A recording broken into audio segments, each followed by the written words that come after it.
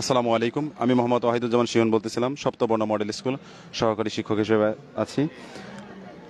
আমি এবং আমার স্টুডেন্টদের সহযোগিতায় আমরা কয়েকটা প্রজেক্ট তৈরি করছি। প্রথম প্রজেক্টটা হচ্ছে আমাদের লাইফাই। এটা হচ্ছে লাইট ফিডিলিটি। লাইট ফিডিলিটিটা আসলে মূলত হচ্ছে কোনো একটা এলইডির মাধ্যমে ডাটা ট্রান্সমিশন করা।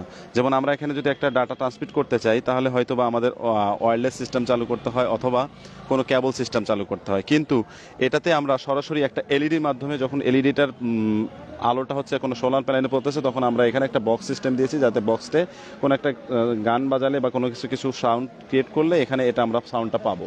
সেটা শুধুমাত্র এলইডির মাধ্যমে।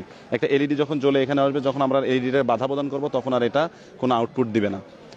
দ্বিতীয় নাম্বার প্রজেক্ট হচ্ছে আমাদের street light, automatically street light. যখন আমরা এই স্ট্রিট লাইটটা অটোমেটিকলি স্ট্রিট লাইট হচ্ছে আমাদের রোডে ব্যবহার করাটার জন্য আমাদের অনেক উপযোগী এবং বিদ্যুৎ সাশ্রয়ী হবে, এবং জনবল যেই আমাদের মানুষের যেই অর্থনৈতিক কস্টটা সেটা কমে যাবে।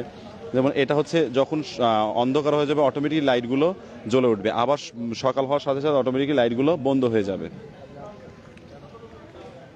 তৃতীয় নাম্বার প্রজেক্টটা হচ্ছে আমাদের স্মার্ট কৃষি। যে কৃষি ক্ষেত্রে আমরা ব্যবহার করেছি হচ্ছে সব স্মার্ট প্রযুক্তি। যেমন কোনো কীটনাশক, কোনো কিছু সার প্রয়োগ করতে চাইলে আমাদের হাত বা চোখের অনেক রকম ক্ষতি হতে পারে।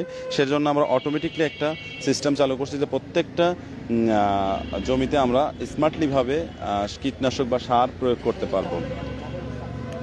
এবং এখানে যদি কোনো একটা পশু আসে, তাহলে আমরা ডিটেক্ট, আমাদের একটা ভোল্টেজ ক্রিয়েট করা আছে, যেটাতে একটা শর্ট লাগবে, সে এই ক্ষেত থেকে কোনো কিছু ক্ষতি করা থেকে দূরে সরে যাবে। কিন্তু এটাতে কোনো ক্ষতি হবে না, বা এটাতে ঝরে থাকবে না, বা তার প্রাণনাশের কোনো হুমকি হবে না। আবার দ্বিতীয়ত হচ্ছে এটাতে একটা বার্জার অ্যালার্ম ক্রিয়েট করা আছে। যখন এই বার্জার অ্যালার্মটা ক্রিয়েট হবে, যখন একটা পশু পাখি ভিতরে ঢুকে যাবে বা একটা পাখি আসলো, পাখি আসার সাথে সাথে যখন এখানে দেবো, একটা বার্জার ক্রিয়েট হবে। যখন দেওয়ার সাথে সাথে একটা বার্জার ক্রিয়েট হবে। তো চতুর্থ নম্বর প্রজেক্ট হচ্ছে আমাদের রিমোট কন্ট্রোল শিপ, যেটা হচ্ছে আমরা রিমোট কন্ট্রোল করে শিপটা চালনা করতে পারি।